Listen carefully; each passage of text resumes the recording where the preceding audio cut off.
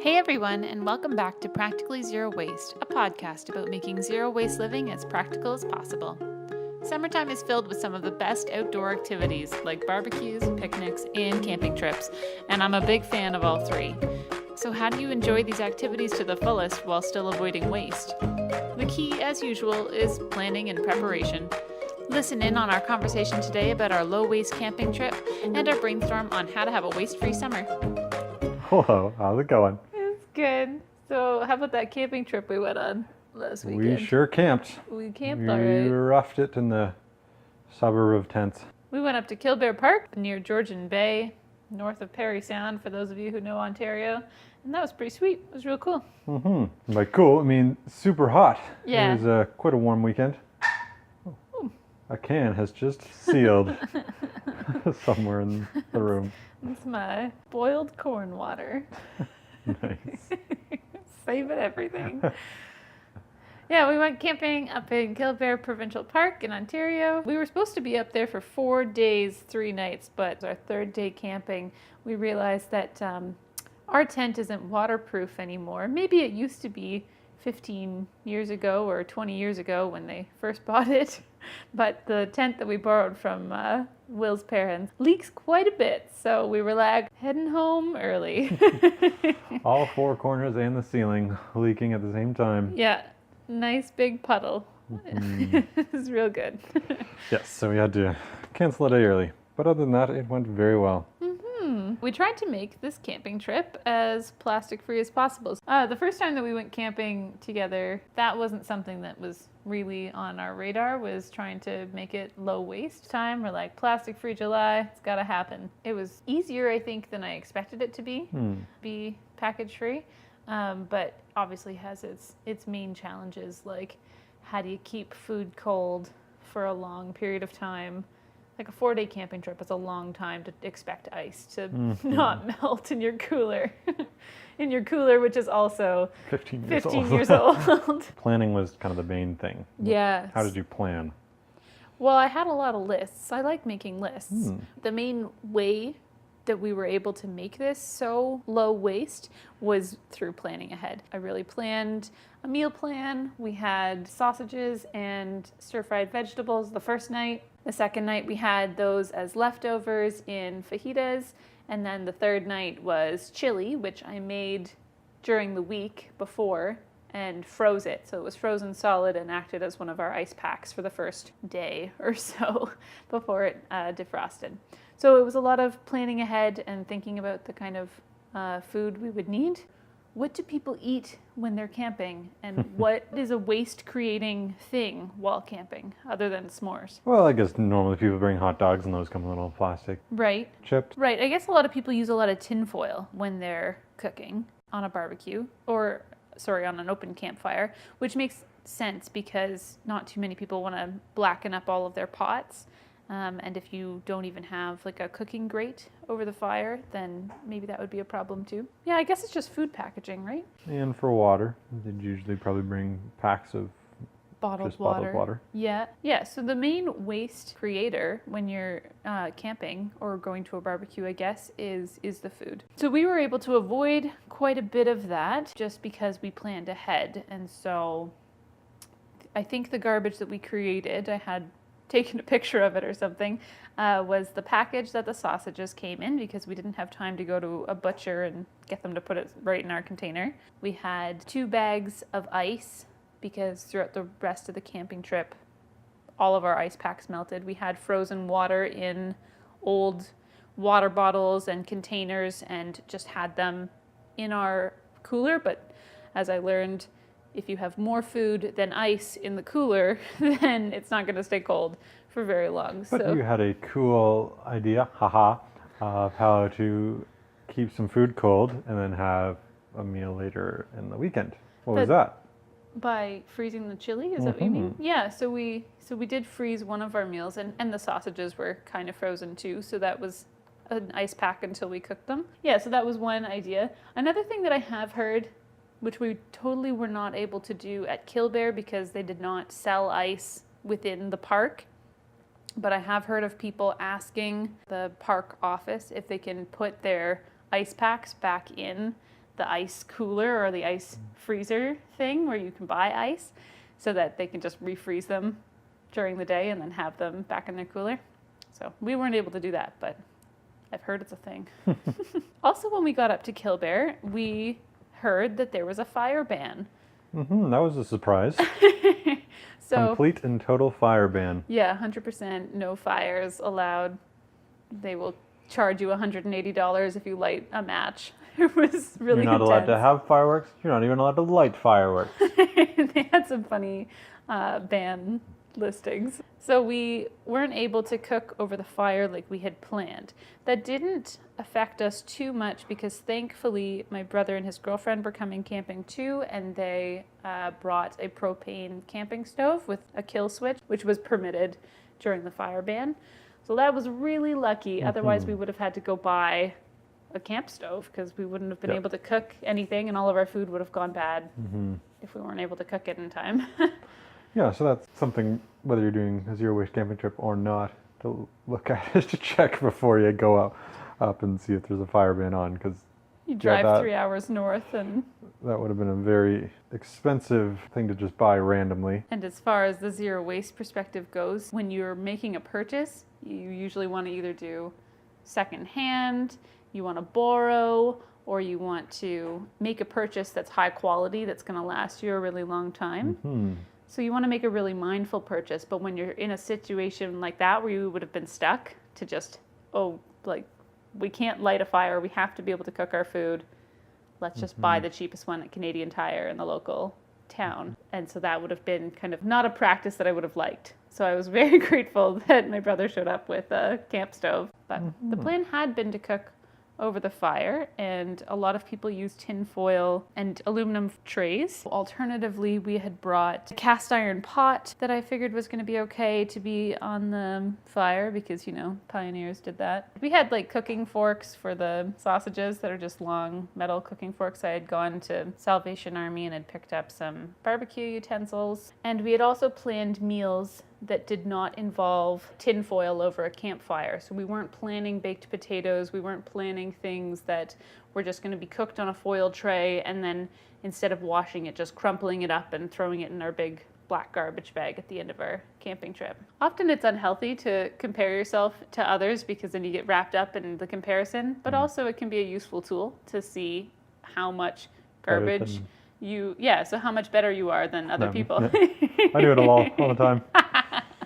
So we were able to really see how much less waste we were producing in comparison to all of the campsites. We saw cars driving past with just their garbage bags on the hood of their car just to drop it off at the camp office or at the waste facilities. Which looked weird and silly. It did look weird and silly. And also, it looked real wasteful. So I tapped ourselves on the back very pridefully.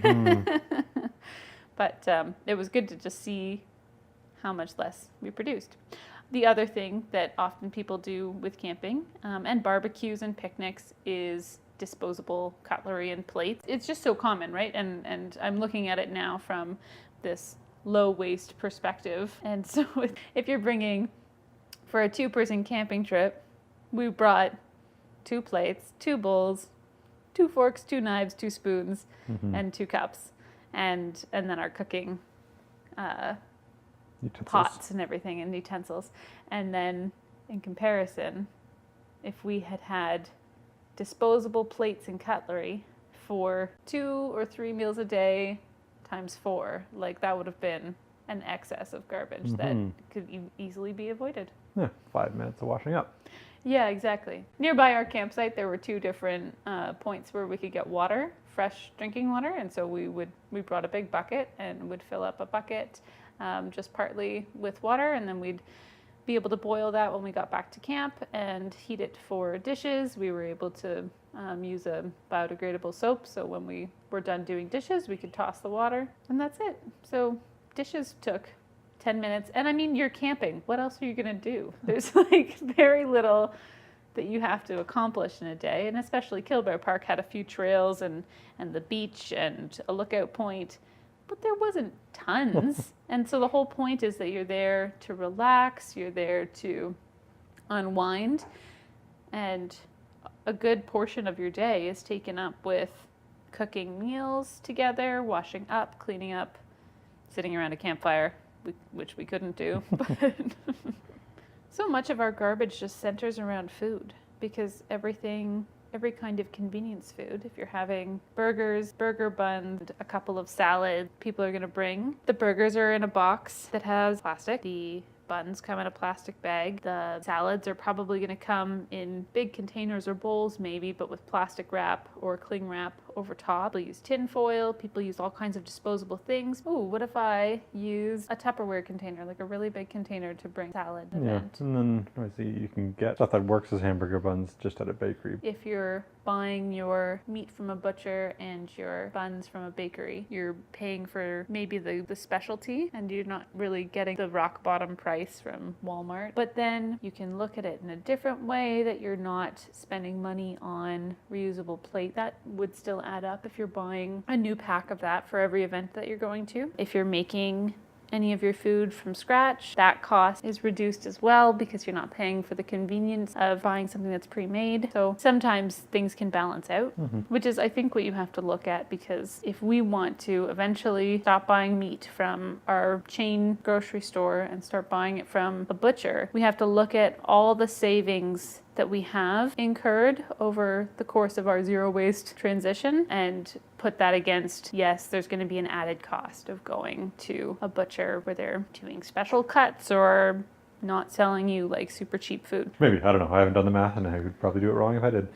Thinking of like the weight of hauling all of your dishes, like if you have a 10-person barbecue or a 10-person picnic, if it's any sort of potluck and people are bringing their own contribution to the meal, then you could always ask guests to also bring their own plates and cutlery and cups, because that's something that is a very simple change. And you wouldn't have to be the only one hauling plates and cutlery and everything for 10 people. They would each bring their own reusable dishes. Make it more practical. Yeah, and I guess one thing also to mention about our camping trip is that we were just at a drive-in campsite. We didn't have to hike in, which would have, I don't know what we would have done, because for food, we wouldn't have been able to bring anything frozen, really. Yeah. So all the stuff that we're talking about right now is for somewhere that we could drive in, and we had a cooler that we could have ice in. We could have a big box that had all our dishes in it. If you're doing backpack camping, that would be a different thing now. Obviously, you can still buy the strong light plastic plates or stainless steel plates or whatever like that are really light. Because if you're backpacking, you wouldn't really want to either bring a pack of disposables, because that would take up a lot of space, and if you only brought one, it's gonna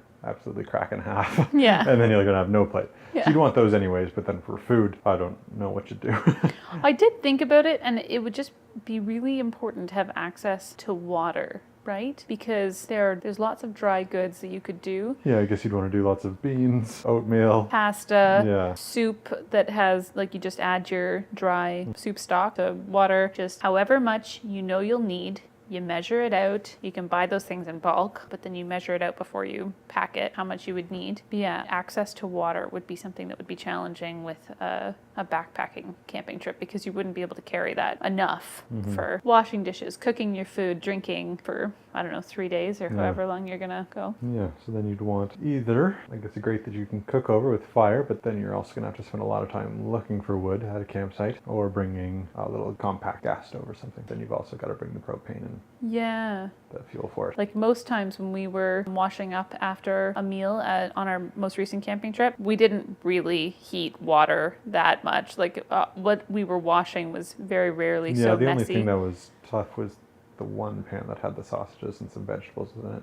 That was a little tough to clean, but we still just used cold water for that, and it wasn't too bad. Yeah, and so to save on fuel if you were backpacking, or even just to be conservative with fuel anyway, so you're not being wasteful, we didn't bother to heat the water, which was fine. We are planning to do like a hiking or a backpacking one next summer. I mean, it's only a year away, but we're pretty excited for it already. You have to book our campsite now, because they get booked up so fast. They do. So that'll be interesting to try and do that package-free, because I imagine that it would be a lot of granola bars and a lot of homemade granola bars. Well, dry snacks is normally what people would do, right? Yeah. But yeah, homemade granola bars. I'll like wrap them up in an Abigo or something. That seems like a lot of work. We could You want chocolate, but chocolate melts so fast. It does. We had a jar of trail mix that we just mixed from whatever we got from the bulk store, and it had like M&Ms in there, so they were contained, but it also had chocolate chips, and it was the gooeyest, meltiest trail mix, but it was still delicious. It's funny, it's hard to not create food waste when you're camping because you're going somewhere that you don't have easy access to buying more food. And so I think a lot of people overpack food for their trips. And then if you've overpacked a lot of meat or if you've overpacked a lot of anything that needs to be kept cold, then you're panicking and trying to cook it all up. And if it doesn't get all cooked, then you're just like, well, I guess like we just throw it out because it has officially gone bad. You can't just put it back in your fridge if you've bought too much or put it in your freezer. So I think that's something that happens a lot when camping. Yeah, for any kind of camping, or especially backpack camping. If you did bring any meat, you'd want to have that frozen and use that as your ice pack for a little bit. Yeah, use that as your ice pack off the start and then eat it the first night. And you'd want to have transferred it to a separate container that's not a styrofoam. Yeah, not going to leak in your bag. Yeah, and then you either have to find a garbage can out in the middle of nowhere or bring the garbage with you that smells like meat while you're walking through bear country, which isn't something you want. Yeah, having to hang on to your garbage when you're backpacking would be really challenging. That's another reason why you would want to make it as light as possible. Even like boxes of granola bar wrappers. It all kind of adds up. Like, yes, you're eating the food, but if you are eating the food and still leaving things behind, then it's still going to be heavy. Camping's fun. Just make sure you have a waterproof tent. Yeah, we had a lot of fun. We found this awesome point because it's up in Georgian Bay in Ontario. And so for those of you who don't know, it's a lot of rocks and trees. It's all part of the Canadian Shield. Is that what it's called? And so it's just pure rock and really clear water. Will found this pair of goggles on the beach and just went back to the mer people and became one with the ocean or the bay. And just had a lovely time because there's so much to see. And yeah, it's really clear water. Really clear water. It's beautiful trees, and it's just so awesome to wake up in nature. Wake up at 4 o'clock to nature. No, it was more like 6:30 for me. I'd slept most of the night. I got rained on one night. Did you actually? Yeah. Oh, I didn't realize that. Sorry. I didn't. I wasn't under the leak. I don't know. There's all the obvious ones like bring a reusable water bottle rather than bringing a pack of disposable water bottles. That falls into the category of don't use disposable plates and cutlery and styrofoam. Everything. Oh, compost. We had even less garbage or waste, I suppose, because we also brought our compost pail and we were able to put all of our banana peels and everything from all of our cooking. And my brother and his girlfriend also put their compost in our container for the weekend. And we actually created a lot more compost than we were anticipating.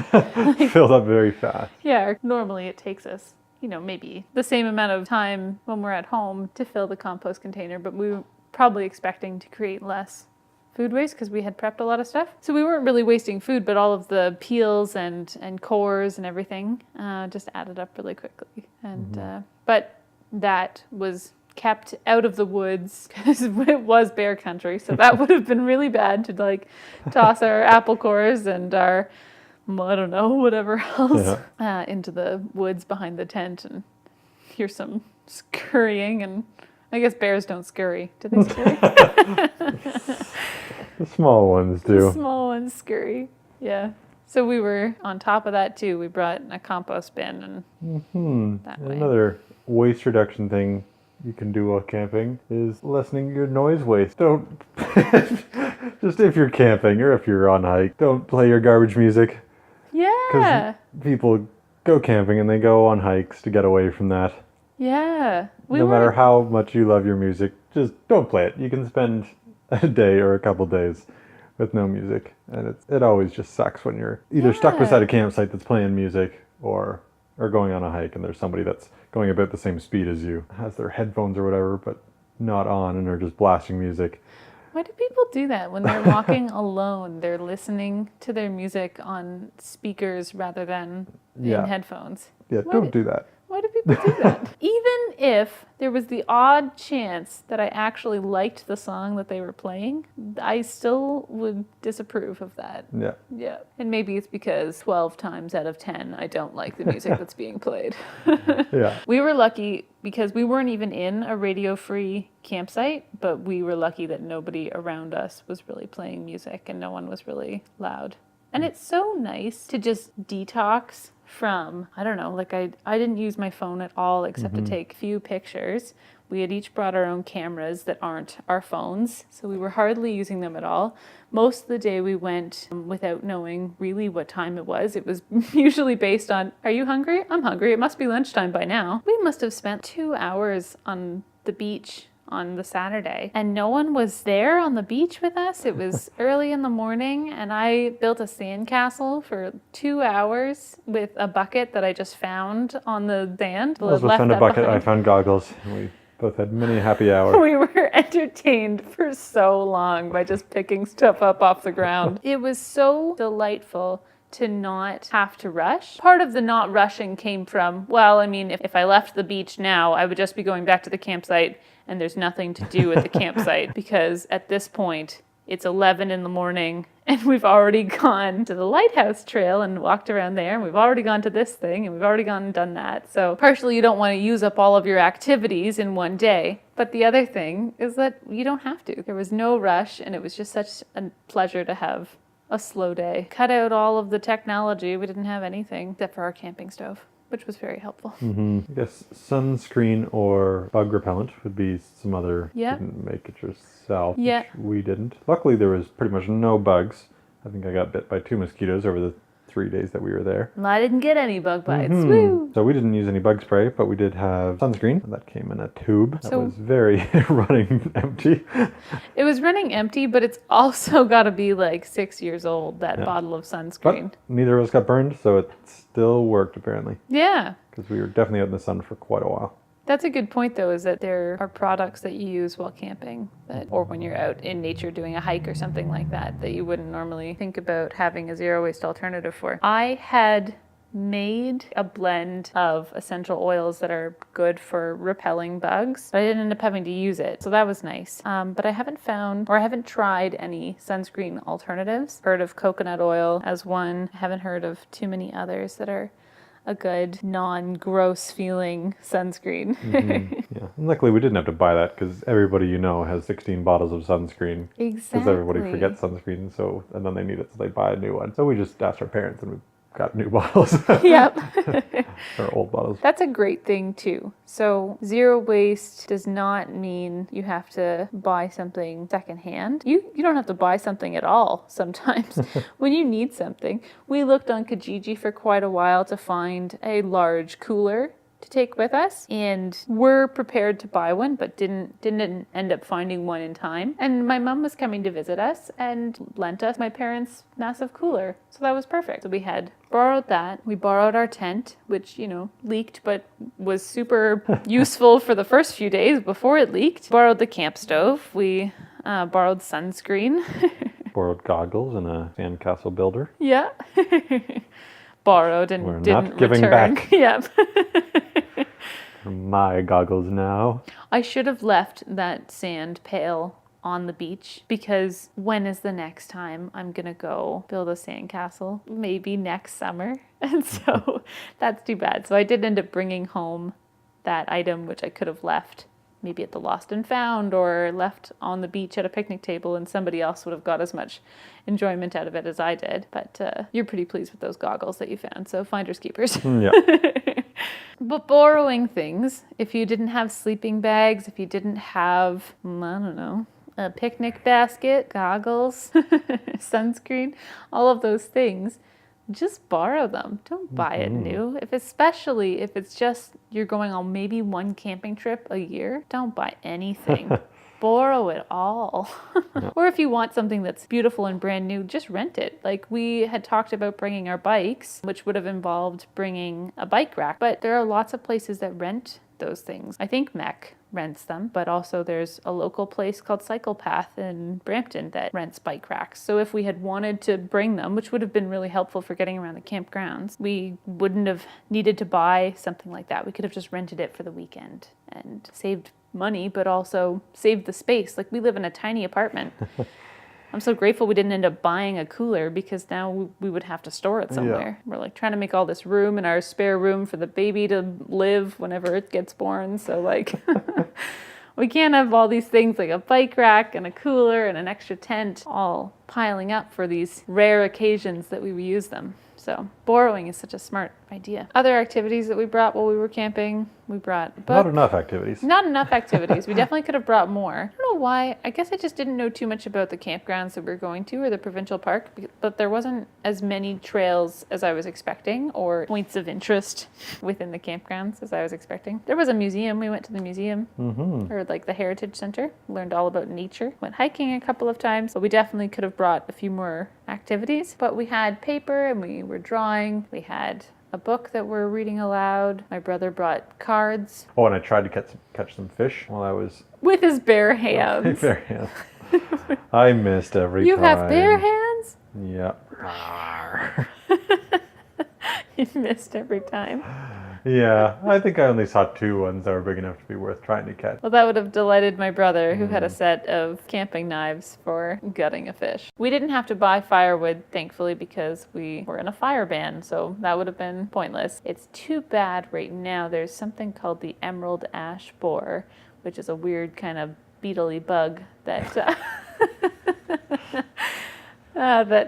ruins forests. Kills trees, so you're not allowed to transport wood from one part of the province to another, even if it's just a couple of hours distance, because it could contain this invasive species and it would just decimate a forest. So that meant that we would not have been allowed to bring campfire wood or any sort of like cut logs from either of our parents' houses. They both live in the country, and so we couldn't have brought our own firewood, which is too bad, because what I think I saw at the campground was that firewood came in those big mesh orange bags, and you would have had to buy it and buy the mesh bag and then find a new use for that mesh bag for the rest of its useful life, or throw that in the garbage. Yeah, I wonder if they ever take those back. That would be something to ask. Okay, so if you are going camping and you do have to buy a bag of firewood, that it comes in a big mesh bag, see if you can bring it back to them and maybe they'll refill it. Yeah, you also weren't allowed to, because it was a provincial park / conservation area, you weren't allowed to gather dead wood and burn that. So anything that had fallen down in the forest, anything that you could find at all, even if you had brought your own axe and chopped up a dead tree that had fallen, you weren't allowed to. They really were trying to encourage circle of life in the forest to continue. Luckily, we didn't have to worry about that. Thank you, fire ban. So good luck with your camping trips. Anybody who's planning one, see if you can use your abilities of making lists and thinking ahead and planning ahead to try and rethink your camping practice, and you'll be able to make it as low waste and plastic free as possible. See ya. Bye. Thanks again for listening, everyone. If you'd like to listen to previous episodes on living a zero-waste lifestyle, you can find them on soundcloud.com/PZWPOD, and you can find me on Instagram at Elspeth Callahan. Enjoy the great outdoors and leave it cleaner than you found it, friends. Talk at you soon.